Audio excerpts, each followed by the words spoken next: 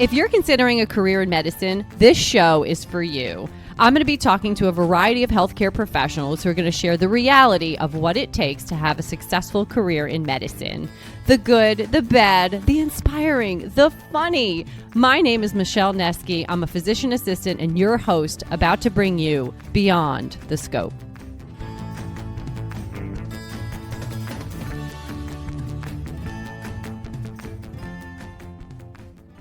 If you've done research into applying to physician assistant school, you know how crazy it is with all the different requirements, programs out there, and how do you choose which one is best for you?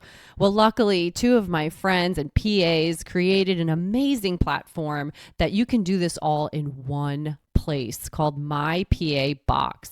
Research schools by state, track your hours, look up all the requirements, literally in one spot at mypabox.com. You can also use their PA school match to enter in all your demographic information, your GPA, whether or not you took the GRE or PA CAT, and filter for schools that would be the best fit for you. You guys, this has been game changing for pre-PAs, and I use it all the time with my clients. You can go ahead and get a 1-year subscription. And because you're listening to this podcast, if you use Posh PA 15, you can get 15% off your 1-year subscription. You will not regret this if you are a pre-PA. It will sort things out so much for you and just make it easier to do the research on the programs that are the best fit for you. So check them out, mypabox.com.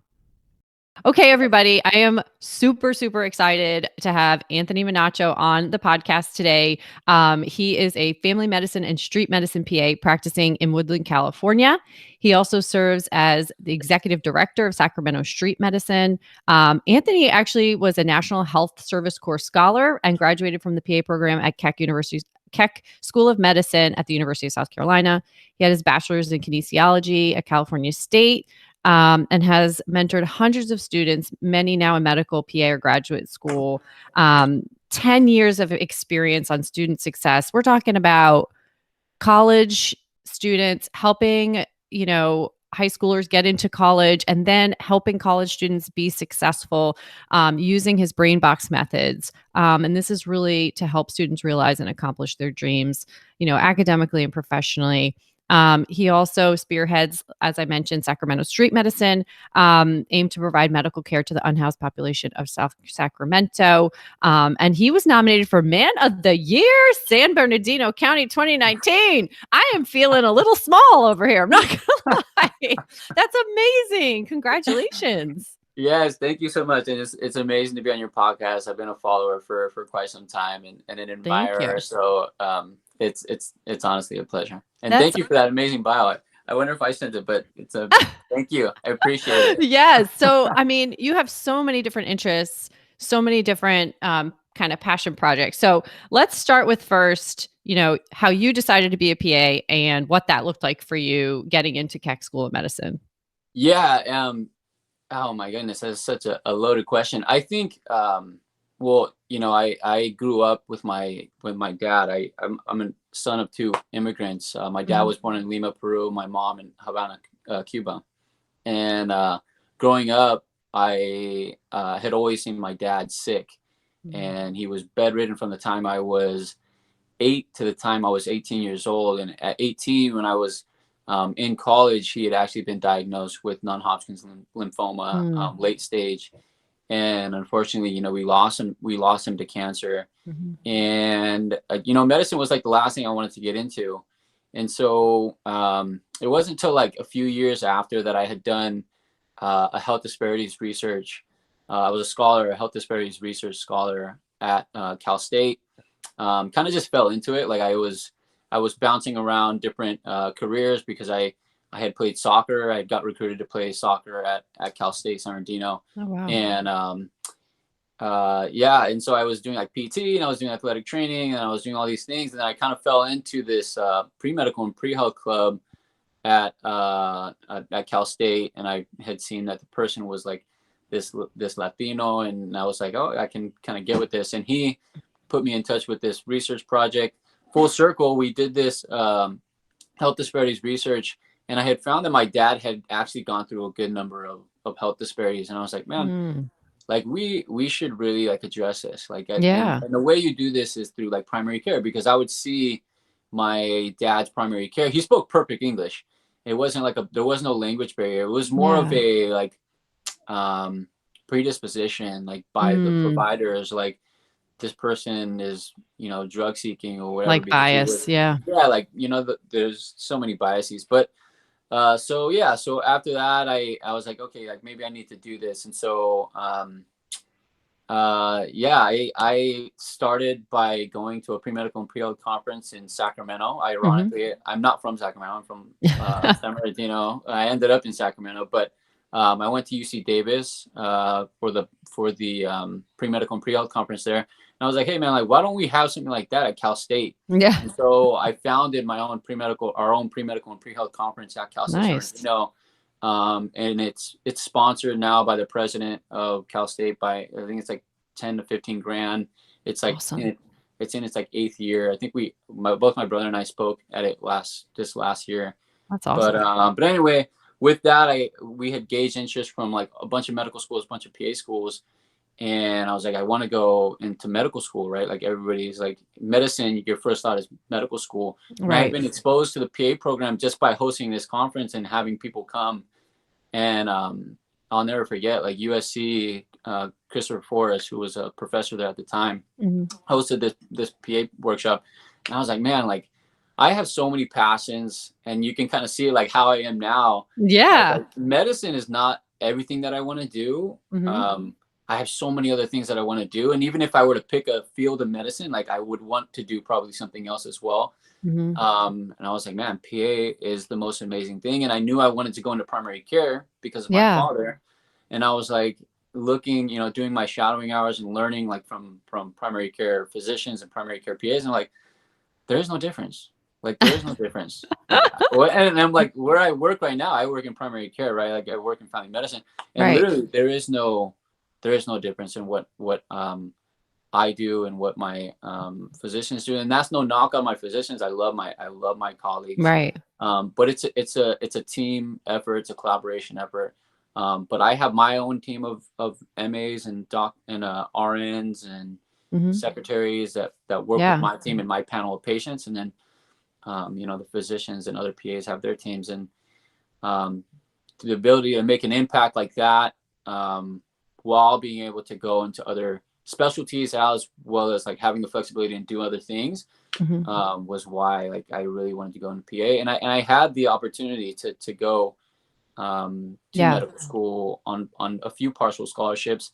Yeah. And I was fortunate enough to get the NHSC scholarship, That's which is like awesome. a full Yeah. ride scholarship at USC. Yeah.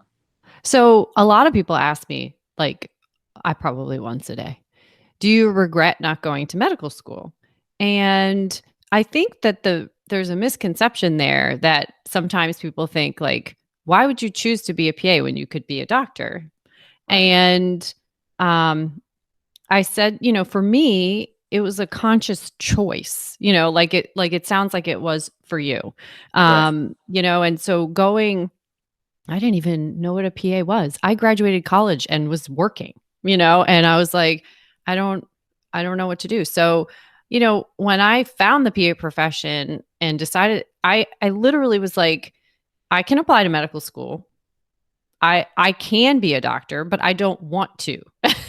So I think that's like a difference of opinion. I mean, it's not that way maybe it's not that way for everybody, but I chose this because exactly of what you're saying. I chose to be a PA over a doctor because I felt that it offered me more flexibility in terms of opportunities, like wanting to do different things outside of clinical medicine. It's not that doctors can't do that. I just feel that, this profession to me, allows me to practice clinical medicine and explore a lot of other things that I enjoy, and both personally and professionally, and um really gives me that kind of flexibility if I wanted to, like you said, go into a different area and explore different areas. So you're a perfect example. So you do family medicine, but now you also do street medicine. So tell us about that, because there's not a lot of PAs I know that do that, unless there are, and I don't know. But that's, you're sort of one of the first I've heard to do that kind of medicine. So Tell us about that. Yeah, and yeah, you're totally right. I think like the idea of being a PA is the fact that you can do other things in medicine. And it's not to say that physicians can't do it, but you know, when you go to school for so long, you almost owe it to yourself to really like dedicate your entire life Yes. to like Yes. the craft, the medicine, and you can't fault them for doing that. You know, Yeah. they delve into that work because they put so much time and effort and Yes. blood, sweat, and tears to that, and full respect to them.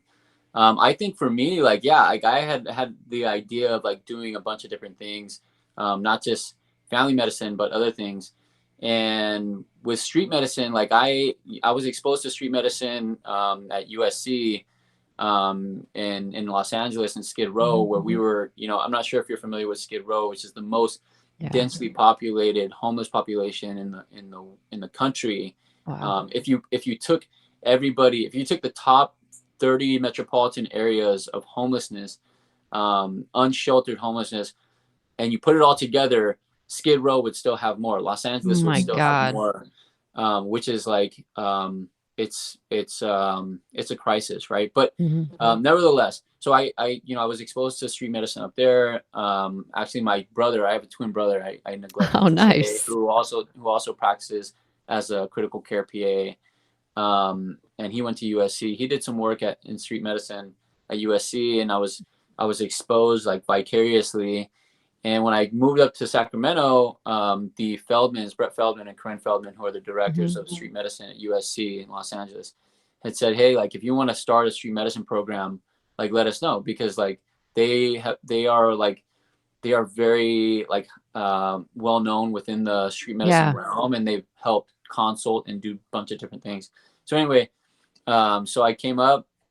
I literally I've spoken at a good number of institutions, and I knew I had spoken at UC Davis before and Berkeley before, and a few places in San Francisco. So my first task by Brett Feldman was like, hey, if you want to start a program, you need to find out what they need, like what is it that our people need. And so I need to do a needs assessment. In my head, I'm like, I've never done a needs assessment.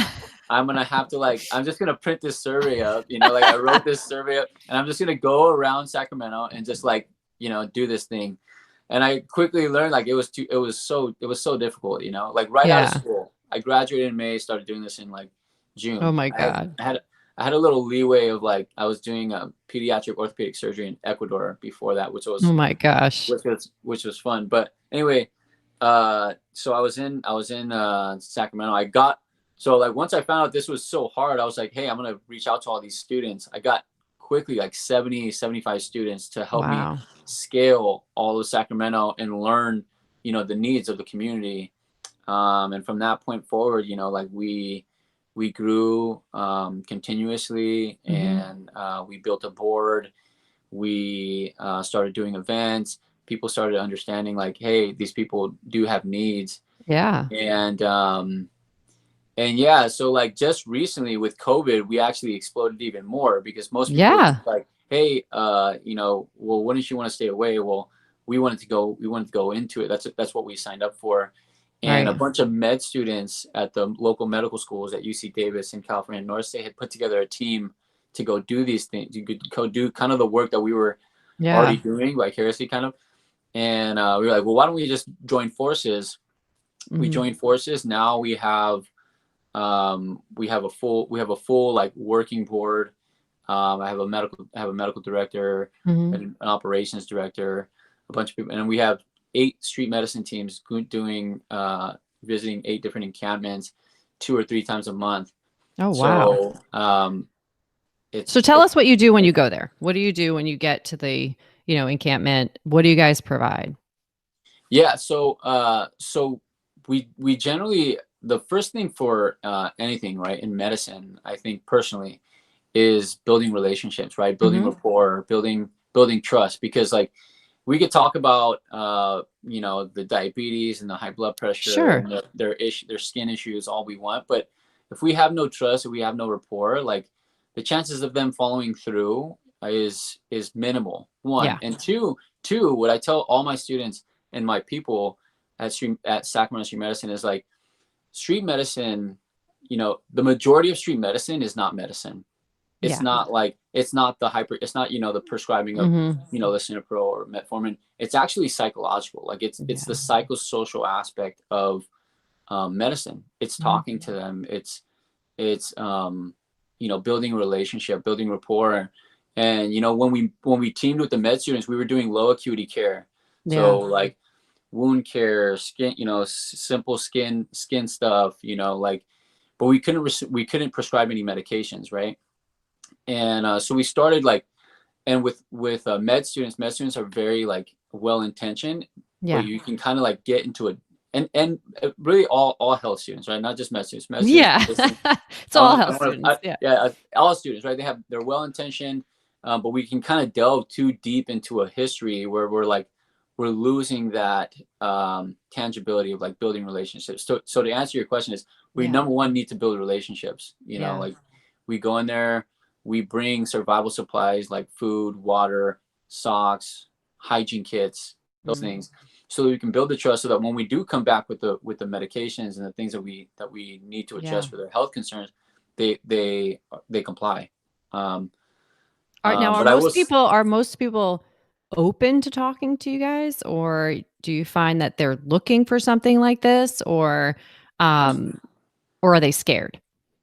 100%. No, I think they're entirely open. There's a few times where you have the person that like doesn't want to talk, or that doesn't want any help, and that's perfectly fine. Like you have to respect them. It's like that it's like that in any office. In any office, right? I think the way, one of our concepts at Sacramento Street Medicine is kind of the harm reduction principles, and I don't mean in the terms of like substance use, though certainly like we do include like substance use, but the idea is like we meet people where they're at, right? Like it's the idea of like radical love and unconditional love. Like we one thing Brett Feldman had told me, and I learned literally through the TED Talk. He actually has a TED Talk, and he said that a lot of people deal with the homeless by giving tough love, and we have to understand that like the homeless have had enough tough, so let's focus on the love. And so for me, like it was like when we go into an encampment, we have to be conscientious that like we're just meeting them where they're at. And there's times where I tell my students, like, they get upset that the person doesn't want to take the water, the person doesn't want to take the food. Like we're well intentioned, we want to be there for them, we want to care for them. But I'm like, well, we're just like dropping on a second, a snippet of their life. A snippet of their life. And we just want them, because we show up, we want them to be accepting. But it's like somebody shows up in the middle of your day and they want you to be accepting, because like, hey, like they're there, right? It doesn't make sense. So I mean, there's so many concepts, there's so many things. So now do you go back to the same, like kind of how often? So you said you go a couple times a month or whatever to sort of the same areas? Every few weeks. I apologize. Every few weeks. I apologize in the background. There's like I think they're doing my. That's okay. But anyway, we go every 2 weeks. Every team. So we have about 7-8 teams. Go every 2 weeks. So we visit encampments twice, sometimes 3 times a month, depending on the need. So like if there's a real serious case, like I said, the majority is not medicine. The majority is like psychosocial, getting relationship building, those kinds of things. But if there's like a serious case and things that need to be addressed, then we'll go a little more frequently to make sure that the person's okay. But so you are not prescribing medications? Not right now. Not that we certainly intend to. The idea with prescribing medications is you need medical malpractice, right? Like nobody's gonna go out there without having medical malpractice. So what we're doing right now is we're in the process of getting establishing nonprofit status. We do have a nonprofit by proxy that we get a lot of funds by. Right now we're at I don't know, like we've raised a considerate amount of money, but we're applying for the 501c3 nonprofit status, and then on the back end of that, we're doing HRSA to become a free and charitable clinic. and Okay. through them they would provide medical malpractice for like 50 plus providers or something like that. Okay. Don't Okay. quote me, but we'll have by that time, which is probably in a 6-month period or so, Yeah. we'll be prescribing medications for That's pretty cool. So when you go out there and you deliver food and you know, water and you're checking for, you know, minor skin conditions and things like that. If it's more serious, do you try to get them to go to a hospital? Do they go? Yeah, certainly. So, you know, I practice, obviously practice medicine. My medical director practices medicine, and Yeah. we have avenues to where like if somebody really needs to get a prescription, somebody needs a medication, we figure out a way how. Mhm. Generally, like if we say somebody needs to go to the ER, like there's so distrustful Yeah. for the ER, like, and they have like some horrendous like experiences sometimes with the ER. So we do find a way to, you Yeah. know, get a prescription out to them if necessary. But ideally, the goal is to right now serve as the bridge. You know, like Sacramento has so many resources. Yeah. We are probably the most resource rich city, like per capita. We have clinics everywhere. We have hospitals everywhere. Yeah. We have we have pharmacies everywhere, but we don't have like care for our homeless, which is just continuing to grow. And I can't imagine after COVID, but Yeah, I was gonna say with like so many people losing their jobs, then inc- yeah. incredible. Yeah. But yeah, I mean, so it's not just relationship building. We do practice medicine. Yeah. We do practice medicine, and the idea is to getting over that hump of like being able to carry meds and prescribe meds. Mhm. And we'll be doing that in the near future. That's awesome. So you have basically your supervising physician is this man, is this doctor that you're with, right? Your medical director. Because a lot of people will say, well, how, you know, maybe how do you do this? But I know also the laws are a little different in California.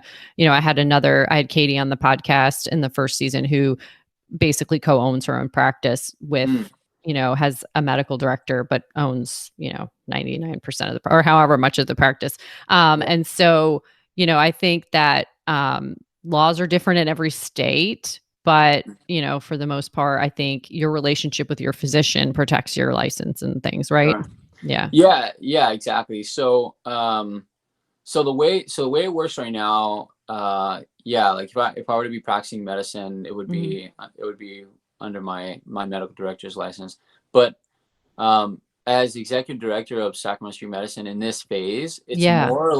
it's more working, like it's more It's just just business work. stuff right It's now, just right? business Yeah. stuff. You know, it's like getting stuff done, and it's like it's intriguing, like for a lot of like PAs, like hopeful Yeah. PAs out there that like I get asked a lot, right? So I'm Mhm. kind of like you, like I get students all the time, and a lot of it's like, well, if you want administrative roles, if you want like leadership roles, wouldn't you want to be a doctor? And I'm like, well, if you're showing up consistently and you're doing things genuinely and you're doing things and you're growing as an individual and you're just a community leader, people will follow. Yeah. And you know, I started this really like out of the on but like basically like just pulling out a piece of paper and running around with it in downtown, and like, and but I had the skills, you know, I have the skills to like to lead Yeah. and to negotiate and to do these things. So regardless of what letters are behind your name, if your intention is pure and if you're consistent in the community and giving to the Mhm. community, um, you are a leader, and Yeah. people will follow.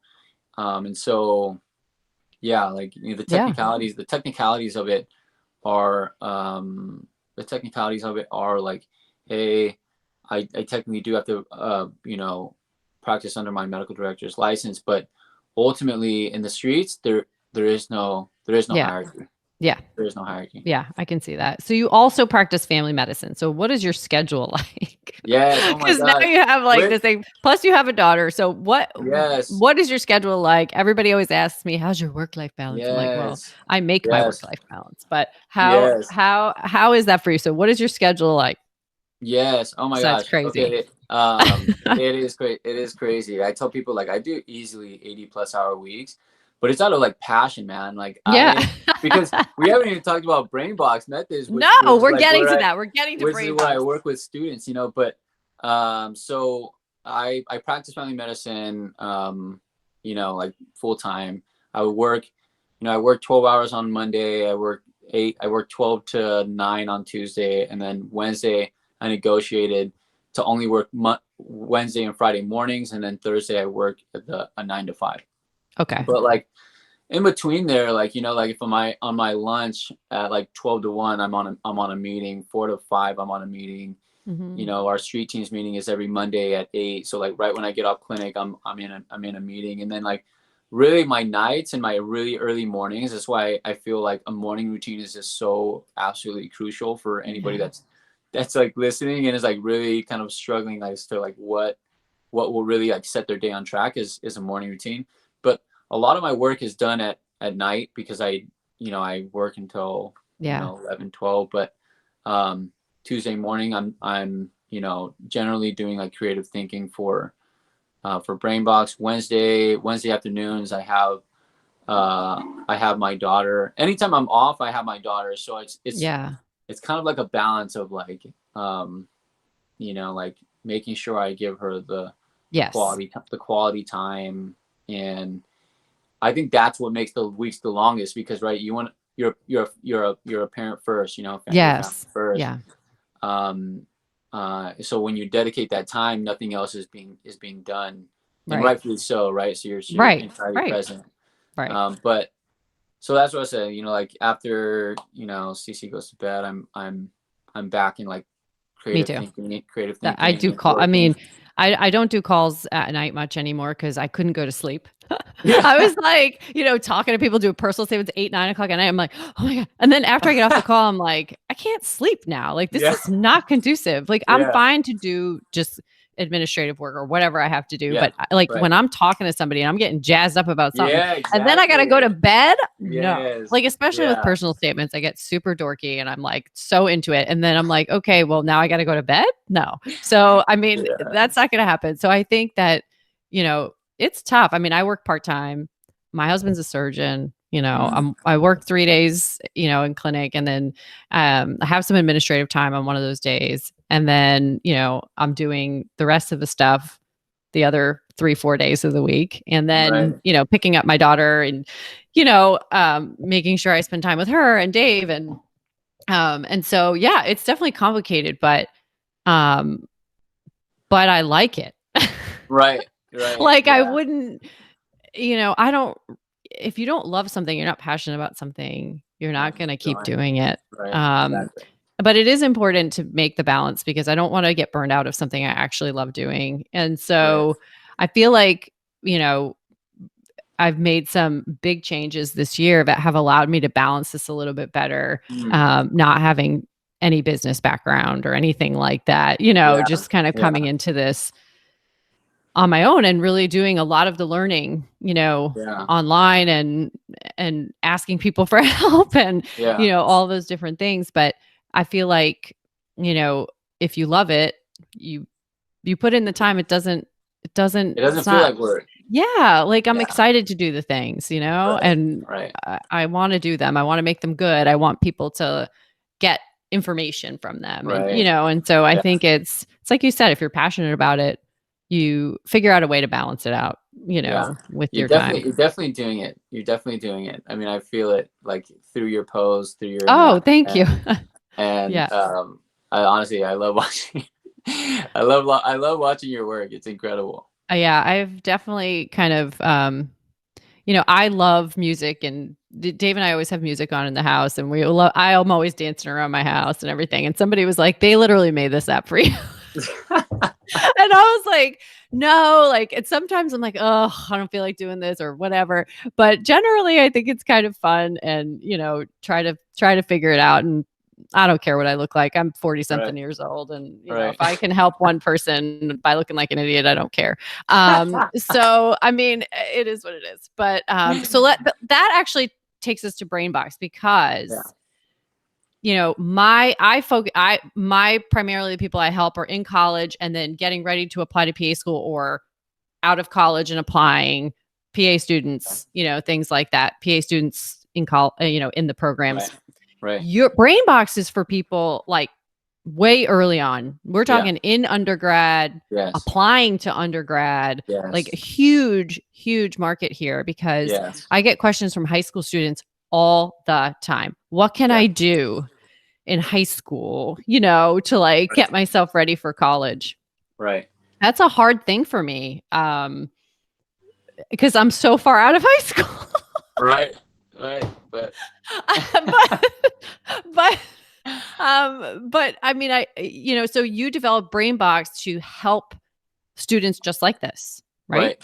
Exactly. So Now, exactly. I mean, Michelle, my brother and I have been mentoring students for almost 10 years now. that's crazy. And yeah, it's crazy to think, but like the one thing that I've recognized with college students, even seniors, juniors, and people that are closest to me, that I feel like are ready for that next level graduate school, top of the line, top of the line, renowned graduate school, and we sit down and I'm like, there's just no way, it's going to happen. And I'm like, if it's happening to these, if these students aren't prepared, if Right. these students like don't have the necessary tools and resources and things behind them to get them where they need to be, and they're quote unquote the successful students, then where is everybody else? Right. And so like I see, people, students, and they're, some students from like really big schools, UCLA, UC Davis, UC Mhm. Berkeley, big schools that put all this money and all this time and all this effort uh, to not really set themselves up for success when they graduate, right? Like, Yeah. how many students are you dealing with right now that are in postbacks Oh, that are asking you so for like, much. hey, like, you look at the resume and like, well, what's been happening for the last 4 years, Mhm. and it's not their fault, right? Like, if you look at like the school system, the way that the school system works is like they give you a bunch of information, Mhm. but they never really teach you like how to learn. Do they ever Right. like really set you up for success in terms of like how many personal statements have you written when you're from a freshman to senior? Probably very few. Right. And if there's any essays, it's probably on the subject matter that they're trying to test you on. But like, so for us, it was like, well, initially Brainbox started like, okay, well, students need to learn study habits, right? Brainbox methods is like Yes. is based on like learning the brain-based methods of learning, just learning, absorbing information, right? Like, the most we've ever been told as students is like, hey, if you're, this is how you study. You're either an auditory learner, you're a visual learner, or you're a tactile learner. Find out which one that is and then stick with that, and then you're good, Mhm. right? But Mhm. for brain-based learning, which we learned, we learned early on, but we like really learned, it was like, oh, this is called brain-based learning at USC. Was it Right. at USC? They were saying like, hey, like, you need to feel it, you need to touch it, you need to express it, you need to, you need to draw emotion to it, because the more avenues that you take, like visually, auditorily, like tactile wise, like the easier it is to remember the information. And it's not just as a student, but it is as a professional, right? I do the same thing when I'm practicing medicine. So we started there, and then eventually it was like, okay, well, the once you learn like brain-based learning and study habits and all that stuff, that's pretty easy stuff. I mean, it's pretty like straightforward. As soon as you learn it, like, then all you have to do is apply it. Then we were Yeah. like, well, how do you do everything outside of the classroom, right? How is your mindset? Like, how is your resiliency? How is your confidence? How is Mhm. your ability to deal with struggles? um and then it's like, do you package yourself right, like professionally? Do you Mhm. have like all the experiences that you need? Do you have the resume, the application, the personal statement, like literally everything? And if everybody was on the same playing ground, then everybody would be able to choose where they want to go, right? They would Yes. be able to like, hey, I want to go to Yale, or I want to go to Harvard, or I want to go to UCLA, I want to go to USC. It's not a far-fetched idea. Right. And I tell students all the time, like, dude, you are 17 years old. I promise you, if you just follow the advice, follow the guidance, you will blow my resume out of the water, Yeah. and you will be able to choose where you want to go, Yeah. How many students do you have, Michelle, that will tell you, like, you ask them, oh, where did you apply? Oh, I applied to like everywhere. I just want to go wherever they take me. Yes. Like, Yes. and in my head, I'm like, okay, let's get this straight. So you've spent you know, however many years in school, you spent thousands and thousands and thousands and thousands of dollars Yep. to then get to a point where you're ready to do the thing that you love the most, and you're just going to go to like Idaho or Wyoming or somewhere because they'll take you. It's like nothing on Idaho or Wyoming, but it's like, hey man, if you want to go to UCLA, if you want to go to like a top school, or if you just have a school in mind, like maybe you want to go to the local school because you like, want to what's serve your your community. top choice? Yes, Like, what's your number one choice? And if it's in Idaho, great. Package yourself for Idaho. Exactly. Like, I literally, I did that reel the other day because I was like, when I hear people say, I'm like on counseling sessions and how many schools are you going to apply to? Oh, like probably like 25. I cry I cry. I'm like, I say immediately, I say, no, you're not. You're not, not if you're going to work with me, you're not. Right. And because of that reason, if you have intention, if you have a focus, if you have a handful of schools that you have learned about and feel like you want to go there and they would be a good fit for you for the following reasons, then, you know, being intentional about yourself and your application and being the best applicant for those programs has higher yield than you sending out 25 applications and wasting 100%. Your money. 1,000%. And what you will how you'll feel after that. Like, I have so many students that I like urge, like, don't do this, you know? Yeah. Like, don't go to X school because they're going to take you. And then they do it. And then like 2 or 3 years down the line, they're like, man, I really should have gone to yada, yada, yada. Yeah. So you're totally right. You're absolutely right. And ultimately it's because they're not prepared. They're not, you can't be your best for 25 people. Right. Like you can't be the best applicant for 25. You just can't. I have had people apply to one program. I've worked with a number of clients who have applied to one program because they have restrictions for different reasons. You know, they're married, they're in the military, they're, you know, whatever it is. And they do everything to be the best possible applicant for this program. And almost all of them have been successful. Do I recommend one? No, it scares me. But you know, 3 or 4, okay. Like but I think that there's just been this concept over the last couple of years, like you just got to apply everywhere and see what happens. And people are not happy with me when I tell them they're not going to apply 25 programs. But I'm like, but that's not why I do. You know what I mean? Like I just want you to be the best you can for programs that you actually want to go to. Right. And it starts young, right? Like it starts like 16, 17, 18 years old. If you could learn like the number one, the study habits. The study habits are very, very number one straightforward. If you can learn the information, like number one, if you don't have the GPA, you're not going to get the shot, right? Yeah. So you need to get the things done in academically. Like that's a given, right? But the other thing is like mindset, right? Yes. What people asking you, like, how do you do it? People ask me like, how do you do it? It's like, well, if it's really like mindset, it's a mindset thing. Right. So, and there are so many different levels to that, right? We talk about that in Brain Box. It's like, if we can get your mindset right, your trajectory goes tenfold just by getting your mindset right. Then we go into like the professional realm and understanding like what experiences do you need, what things should you be doing over the next 1, 2, 3, 4 years, because by the time you're fourth year, you will have so many damn experiences. Like you just pick and choose like what you want to do, right? And then by the time you're ready to apply, ready to package yourself, whether that's like, you know, we do Brain Box Medicine is not just for medicine. We certainly have a good amount of people in medicine, but like anything, you want to apply to a school, you want to apply to a job right out of school, but you're prepared. You're prepared mentally. You're prepared, emotionally. You're prepared with all the professional skills and the ability to absorb information and learn, to be a high performer wherever you go. I was doing a presentation and people were saying like, do you feel like you struggled with soft skills in going into graduate school, right? USC. And I said, I've never been asked that, honestly, God. Yeah.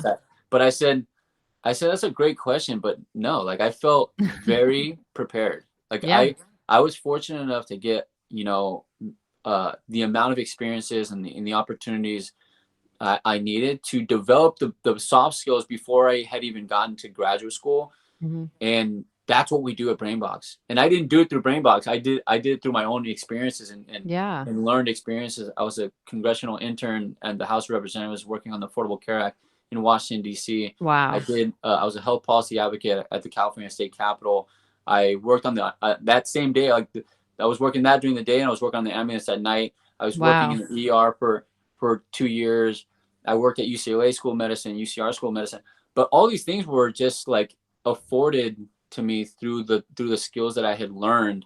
Mm-hmm. And these are the things that we teach our students. And it's no wonder why the majority of our students are like massively successful. We have a good number of students on full ride scholarships, places at renowned institutions. That's amazing. And so, because I'll tell you this, the number one, one of the number one things that I get a lot is when I deal with people that have a lower GPA. So high, 2.5, high twos, things like that. And they want to go to PA school. And their number one, like, I think outside of like trauma or, death in the family or whatever, but the number one thing I hear is that I was not ready for college level material. I had a really hard transition from high school to college. I didn't study correctly.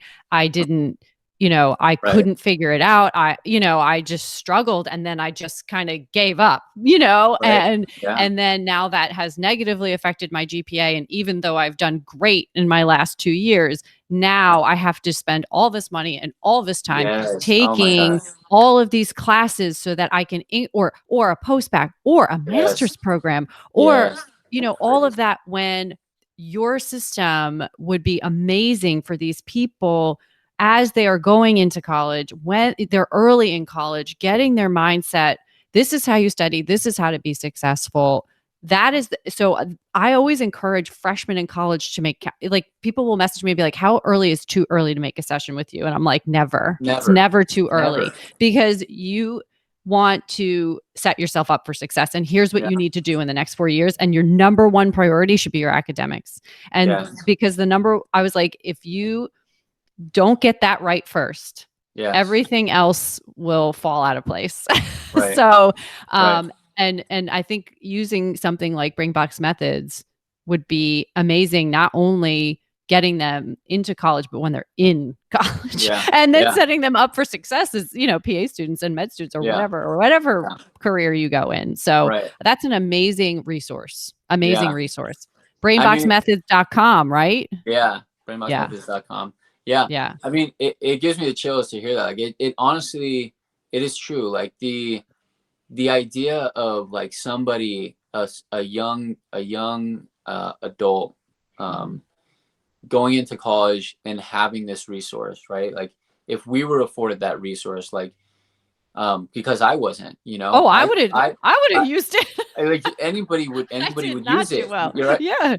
And in, like, if you think about parents, right? We're both parents, and you're like, I want my daughter to use that. That's for sure. Because if we're gonna say like, hey, spend the next 4 or 5 years in college, like, we want to make sure that you're successful. And this is a resource to do so.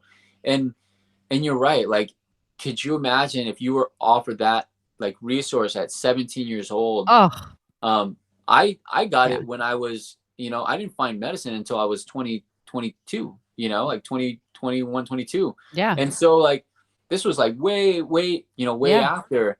And yes, you were right about saying, some people will go into college, then they struggle. They're at a big school that they work so hard to get to in high school. And they're like, oh, I had to leave there because I had to go back to like a community college because I couldn't, they wouldn't let me take classes there or whatever, or they drop out. Yeah. And we've had a good number of students, Michelle, that have literally, they went and they just couldn't handle the workload. Right. Yeah. A lot of, all high schools aren't created the same, they're not preparing the students the same, so some students will go to a community college, they can't handle the community college, and then they drop out. And then we have so many of those students that had done that and then come back and we're like, hey, look, let's take you. Let's sit down and figure out like exactly how to do this. Now they're on Right. dean's list 2 years in a row. Now going to Amazing. UCLA, and then one is on a full-ride scholarship to UCLA's medical school. And so like little things like this where you're like, Yeah. this is what's possible, you know? No, I completely agree with you. I mean, even myself, I didn't go to any fancy, high school or anything. We had a Right. relatively small high school, and I went from there to the University of Connecticut, where I was a tiny fish in a very big pond.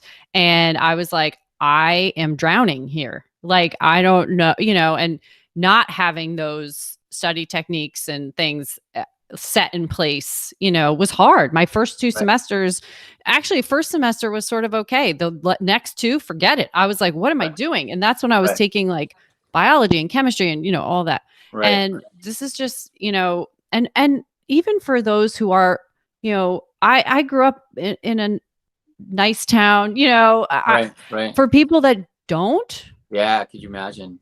who are in, underserved areas, or Right. just don't have, maybe they don't have parents who went to college, or maybe they don't just have money or Yeah. resources or anything. Those are the people that, like, I want to go to high schools. Right. Like, I want to walk into a high school and be like, this is what you can do. Right. Like, Yeah. I want to walk into high schools all over South Carolina and be like, hey, let's do this thing, right? Yeah. Yeah. But, I think I think that's where something like this comes really into play. And like I Right. said, just working with so many clients that have struggled, in their undergrad, those first 2 years, and now are making up for it. And Right. it's a lot of work and it's a lot of time. And I always tell people, like, if you want to be a PA, it's possible, but you have to know the amount of time and work that you're going to have to put into that if you don't prepare yourself correctly. Right.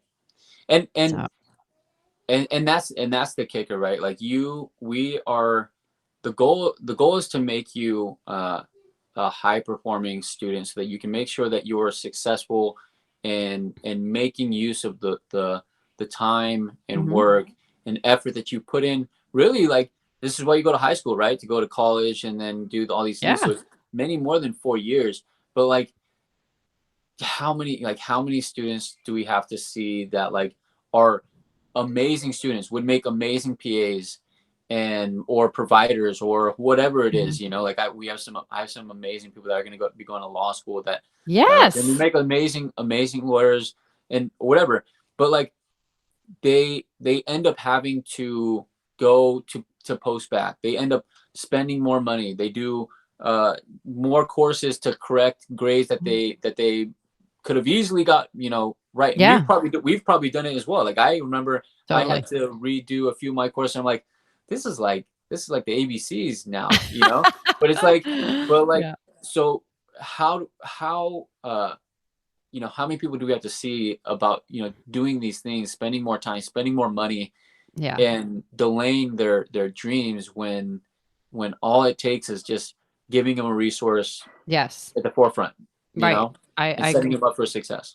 I completely agree with that. And, I think also too, the one thing that I really try to do with my clients, but also with everybody I meet, is not just the hard skills. It's and the study techniques and all of that, but it's, for me, also building confidence and creating a mindset of more, positivity, and rather than comparison, and Right. and trying to implement those professional development, characteristics into younger people's minds, Yes. to give them power over their own mind, and Yes. power over their choices, power over their, um, over their failures. I think, or their rejections, or any of Yeah.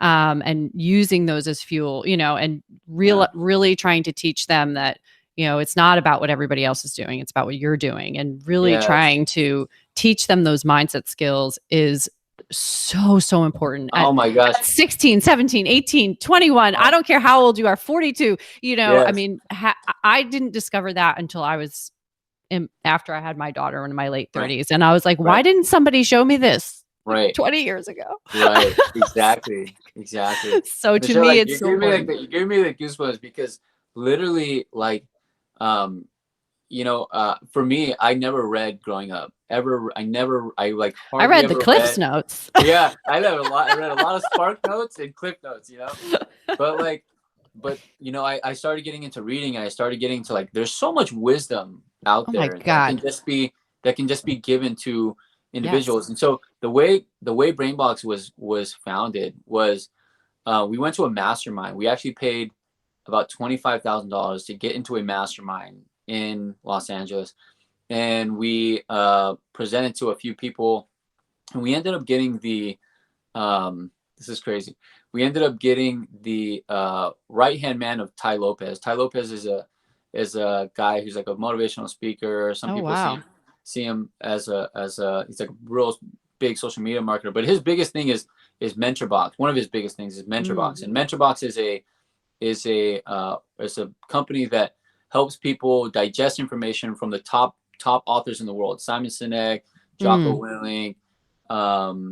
Like they'll interview Jay Shetty, like whoever, all the Yeah. top books, and then they condense them, right? They condense them in there.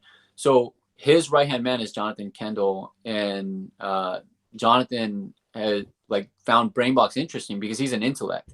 He's Mm. he's an intellect, and so Jonathan is actually in charge of flying to whoever they're interviewing, like Simon Sinek, Start With Why, and talk about the book. And Jonathan had such an interest in Brainbox, he teamed up with us. So Nice. he is our main business partner, and now he's the CEO of MentorBox, which is a Wow. multi-million dollar company. So we wholeheartedly believe in, like, all of these concepts, the Mhm. concepts of grit, resiliency, all the wisdom that you just Yeah. so eloquently put, it's true. Like, Right. if you're able to apply that to your life, if you learn all these little tidbits of information and skills that, like, nobody would have ever taught you, especially if you're coming from a family that's like, underserved, you're not given the same resources in high Right. school. You're kind of just like, hey, it's up to you, and Right. hopefully you're successful. It's just the likelihood is very slim. Hmm. And so by providing this resource, we're hoping that students, can make their own future. And it's little things, like you said, Yeah. um, you know, mindset, being able to deal with rejection, deal with failure. Who Hmm. do you surround yourself with, right? Like, Right. people, that's one of the first things I go to. That, Right. and like daily routine. Like, what are you Right. where let's go through your day, and let's talk about all the hours that you spend not doing anything, right? Or not as productive, right? Right. YouTube, Netflix, scrolling in your phone, whatever. Hmm. But also, like, who do you surround yourself with? There's so Right. many things, guys. There's so There's many so levels, many things. so many There's so levels. many But levels. And I yeah, think, too, teaching young people this will, and hopefully getting resources like this out, to young people will diversify medicine too. Because, right. let's be real, the PA profession is only, the minority factor is low. Right. I think that starts in elementary school. I think it starts, Yeah. early. And, so Totally. to be able to help grow, the diversity of this profession, it starts earlier, way Yeah. earlier than I think we thought, or, Yeah. and I think people realize that now. But Yeah. I think that this resource for, that you're providing is going to be super important, and I think will help people like me, help, Yeah. guide people who want to go into our profession and see it as a great opportunity for them, and just be awesome leaders in the community. Yeah. That's the ultimate thing, right? It's like, ultimately, like, you can be the smartest person in your class. We always tell people, like, our students, like, you can be a 4.0 student and a 2.0 professional. You can Yeah, be a 4.0 student and a I like 2.0 that. leader. And the idea is that, like, what is it gonna take you from a 2.0 professional or 2.0 leader Hmm. to a 4.0, right? Yeah. The idea is, like, learning all the little things, not just the study habits and the tactics and all those things that a lot of the people just, burying their heads in the books. Yeah. It's all the mindset things, the things that we're talking about. It's about packaging yourself, knowing what is right. What things should you be doing to be able to set yourself up for success? And you're right. Like, building community leaders, the next generation of leaders is the goal. Because who knows, like, who comes through BrainBox. And if anybody's interested, we any students that are see this as a resource, and it certainly is. They can follow us at BrainBox Methods on our Instagram. We have I didn't know you had that. Let me see. Yeah, BrainBox Methods on Instagram. We're actually hosting a networking workshop tomorrow. It's gonna be pretty amazing. And then we www.brainboxmethods.com is our website. And I'm following him right now. I didn't realize you had an Instagram. Okay, cool. I love it. Yeah, we're growing pretty rapidly as we kind of launch this project. So that's awesome. And, I think that, like I said, it's an amazing resource. I think it could help a lot of people in my audience too. So I'll share that with you guys. Obviously spreading awareness on this podcast.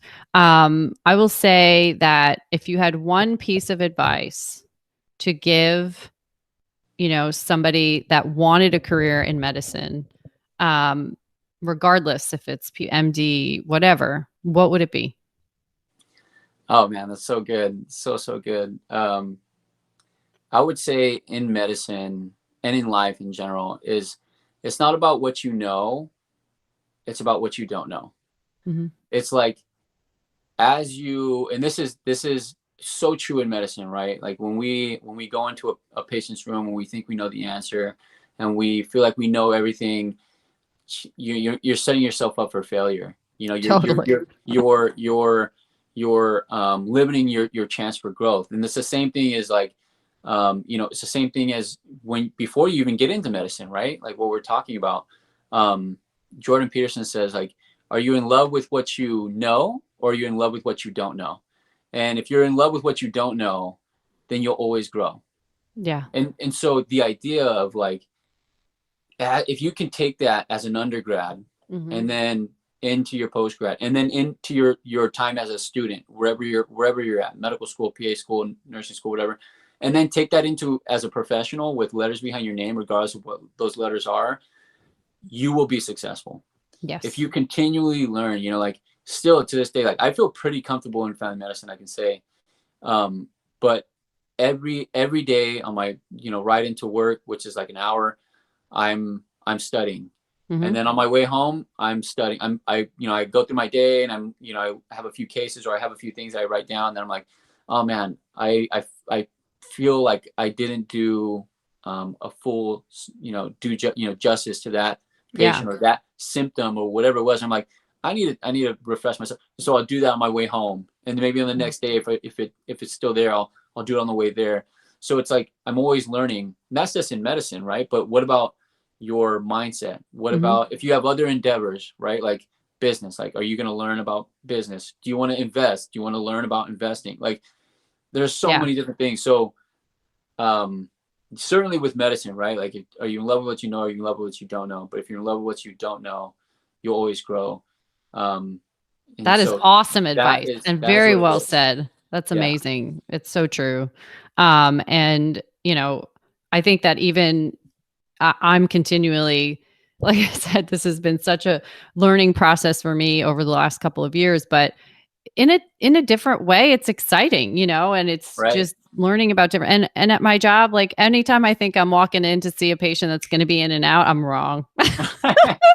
And you never know what's going to happen. Right. But I think, exploring different things and taking on and growing in your life personally and professionally, is so important.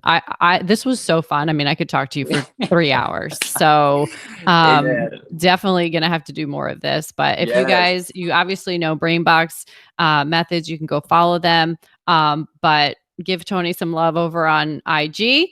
And thank you so much for being here. Yeah, thank you so much, Michelle. Thank you for having me. It's been a pleasure.